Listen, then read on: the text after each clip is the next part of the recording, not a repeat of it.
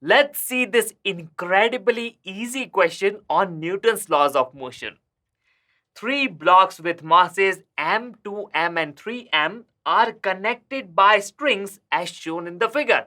So we can see two strings. This is string 1, this is string 2. All right. Now, after an upward force F is applied on block small m, so we can see some force is being applied on the mass small m, the masses move upward with constant speed v. All these masses are going with constant speed. This means acceleration is equal to 0 at this point of all the blocks. All right? All right. Now, what is the net force on the block of mass 2m? What is the net force on the block of mass 2m? Now, we know from the Newton's laws of motion that the net force must be equal to the mass times acceleration, right? Right. What is the mass? Mass of mass 2m is 2m. Okay, okay. Now, let's draw the free body diagram. We can see that there is some upward force, let's call it T1. There is some downward force, this is T2, and there is gravitational force, this is equal to 2mg. All right. Is there any other force except these forces? No, no, no. These are all the forces. Okay. But I am interested in the acceleration. What is the acceleration of this mass 2m? What is the acceleration?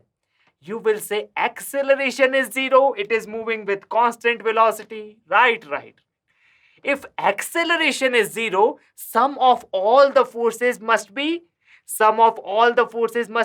it should be 0. So if we put A equal to 0 over here, we get sum of all the forces as 0, and we can mark option A as the right answer for our question. Let's have a look at this incredible question based on angular momentum. Two men of equal masses. The masses of these two men are equal. Two men of equal masses stand at opposite ends of the diameter of a turntable disk of certain mass moving with constant angular velocity. So initially this entire system was moving with some constant angular velocity. Two men make their way to the middle of the turntable at equal rates. In doing so, what will happen? So you can see the initial situation, and finally the two men make their way to the middle. Okay, this is the final situation. And what has happened? We have to comment on the kinetic energy of rotation and also the angular momentum of the entire system. So option A says kinetic energy of the rotation has increased while angular momentum remains same. This is option A. Option B, kinetic energy of the rotation has decreased while angular momentum remains same. Option C, kinetic energy of the rotation has decreased while angular momentum has increased. And option D, both kinetic energy of rotation and angular momentum have decreased. So these are the options. Now let's talk about the angular momentum first. We can apply conservation of angular momentum when there is no net external torque on the system. As we can see, when the man will move towards the center, only the internal forces are involved. So we have a lot of internal torque, but there is no net external torque on this system, right? Right. If there is no net external torque, we can conserve the angular momentum. Now, at this point, let me write some terms. Let me say the initial moment of inertia of the system was I1 and the final moment of inertia of the system is I2. Which one is greater, I1 or I2? Come on, you can tell that. Which moment of inertia is greater? You will say the mass distribution has changed. Initially, the mass distribution, if we take it about the central axis, was spread, and now we have these two men move towards the central axis. So definitely moment of inertia has decreased. Okay, okay. So we can say I2 is less than I1. Okay, nice. Now, let me say initial angular velocity was omega 1 and the final angular velocity is omega 2. Which one is greater? Omega 1 or omega 2? What do you think? Well, we can say if we apply the conservation of angular momentum, we have I1 omega 1 is equal to I2 omega 2, or we can say the angular momentum remains same. Let it be L. So L is equals to I omega. If I decreases, if moment of inertia decreases, then omega will increase, right? Right. So we can see that omega 2 is definitely greater than omega 1. Can you see this? Yes, we can see this. Now, let's talk about kinetic energy for a while. What is the formula of kinetic energy, rotational kinetic energy? Well, rotational kinetic energy, we remember the formula. Let me write it over here. Not over here. I will select this location. So, kinetic energy rotation is equal to half I omega square. Do you remember it? Half I omega square? Yes, we remember. Now see, moment of inertia has decreased, but omega has increased. So what can we say about kinetic energy? Has it decreased or increased? Come on. Kinetic energy, has it decreased or increased? You will say, well, we don't see anything directly from this formula, but we can modify this formula. Very nice. So, kinetic energy rotation, the new formula is like this. I can write I omega as L, angular momentum L, which is conserved. So, we have half L omega. This is the rotational kinetic energy. And you can see the initial rotational kinetic energy was, we can write kinetic energy initial as L by 2 omega 1. And the final rotational kinetic energy final as L by 2 omega 2. You can see the angular momentum is still the same. L is same. Now if we divide them, what are we getting? Kinetic energy initial divided by kinetic energy final is equal to omega 1 upon omega 2. Which one is greater, omega 1 or omega 2?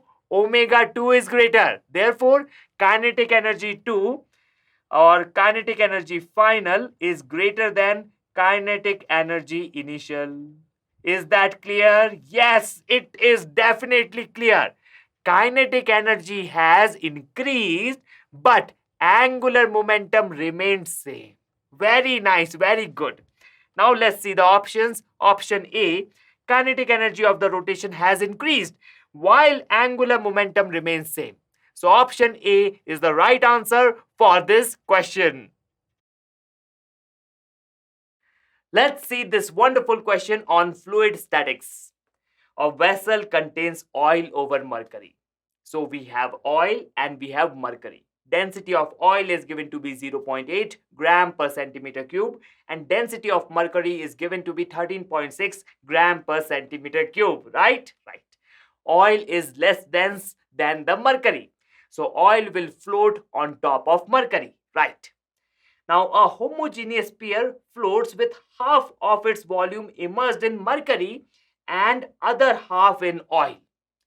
Let's say the total volume of this sphere is V. Okay, this is the total volume of this sphere. Now we can see half of this volume is inside oil. This is V by 2. Okay, and other half is inside mercury. This is also V by 2. Right, right, right. Now the density of the material of the sphere is, we have to find the density of the material of the sphere in gram per centimeter cube. Let's call it rho. What is the value of rho? The density of the sphere. What is the value of rho? Okay. Question is very clear. Now let's see a shortcut way to solve this question. The shortcut way goes like this. See, the sphere is under equilibrium. It is not having any acceleration whatsoever. So we can say that the gravitational force on this object is equal to mg, and there is also some net force due to these two liquids combined together, right? Right. Now I will say that this mg, in this mg, m is the mass of the sphere, which can be written as the volume of the sphere times the density of the sphere. This is very helpful because we want to find the density of the sphere after all. So let me write mg in terms of density. This is rho vg. Okay, nice. Now this rho vg, the gravitational force, will be balanced by the net force due to these two liquids. So the net force due to these two liquids will be written like this. See, half of the portion is inside oil. This is of volume V by 2. And the other half was inside mercury. This is of volume V by 2 also. So we have V by 2 times sigma Hg times G plus V by 2 times sigma oil times G. Okay? Okay. When we solve it, we are getting the value of rho, which is the average of the densities of these two liquid. So we can see we are getting 13.6 plus 0.8 divided by 2, which is 14.4 divided by 2, which is 7.2. So finally, the density of this material came out to be 7.2. We can see that option C is the right answer for our question. Now, at this point, let me just warn you that we have used a shortcut way to solve this question. Now, in reality, what is happening? Let me give you a real picture. So we have solved this question. I'm just giving you some extra tips. What is actually happening? Picture should be clear in our minds, right? Now, let's imagine the force due to oil. Can you imagine the force due to oil? Oil will exert the force on this object like this. The upper half is inside oil, right? So this is the force due to the oil. As you can see, the resultant of all these blue arrows is in downward direction. Now, let's see the force due to mercury. So lower half is inside mercury. So we have these yellow arrows. Okay. And the resultant of these yellow arrows will be the net force due to mercury. Okay? Okay. Now, the resultant of the blue arrows plus the resultant due to all the yellow arrows, this will be the net force on this object by the two liquids combined together. And there is something interesting. These yellow arrows have contribution of oil also in them. How? See, oil is above mercury. So oil will increase the pressure inside mercury. And it is that pressure inside the mercury which is responsible for these yellow arrows. Right? Right. So in these yellow arrows also, there is some contribution of mercury as well. Okay. So this is the real picture. And the last force was mg in the downward direction. So this is how we can represent all the forces on this object, and the resultant of all these forces must be equal to 0 because the object is under equilibrium. So that is the real situation. However, in order to solve this question quickly, we can use this shortcut and we can mark option C as the right answer for this question. Here we look at another awesome question. We have two statements and we have to tell whether these statements are true or false. Statement 1. In simple harmonic motion, the motion is to and fro and periodic motion. Yes, is it true or false? Well, we can see simple harmonic motions are to and fro motion. There is nothing wrong with that. And simple harmonic motion are also periodic motion. Okay. So statement 1 is completely true. There is nothing wrong in this statement. However, some people might imagine something from reading this statement. They might imagine that, okay, so all the to and fro and periodic motion must be simple harmonic motion. If some people imagine like that, they are imagining it wrong. It does not say that all the to and fro and periodic motion must be simple harmonic motion. For a motion to be simple harmonic motion, it must satisfy this equation. A equal to minus omega square times x, where x is the displacement from the mean position. Okay? Okay. So there might be some motion which is to and fro, which is also periodic, but that motion might not be satisfying this equation.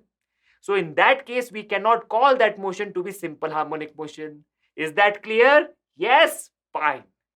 Now statement 2. Speed of the particle in simple harmonic motion is v equal to omega times whole under root of a square minus x square. Yes, this is the speed in SHM, where x is the displacement from the mean position and a is the amplitude. So statement 2 is true. Both these statements are correct. And we can see that option C says statement 1 and statement 2 are true. Hence C is the right answer for our question. Let's see this amazing question. The equation of motion of a particle executing simple harmonic motion is a plus 16 pi square x equal to 0. So we can write this equation as a is equal to minus 16 pi square x. This is the given equation, right? Now in this equation, a is the linear acceleration of the particle at displacement x. Fine. We have to find the time period of simple harmonic motion. What is this time period? Time period of SHM is asked in the question. Right. Now what is the formula for time period? Time period is nothing but 2 pi by omega. You might ask, what is this omega? Remember, omega is the angular frequency. In simple harmonic motion, we have acceleration equal to minus omega square x. Do you remember this equation? Yes. So, can you compare these two equations and tell me what is omega? Yes, we can. We can see omega is nothing but 4 pi. Okay. If omega is 4 pi, then what is time period? Time period, it is 2 pi by omega. Right. So, this is 2 pi divided by omega was 4 pi. So, we have 4 pi over here. So, we get the time period as half, and we can mark option B, half second, as the right answer for this question.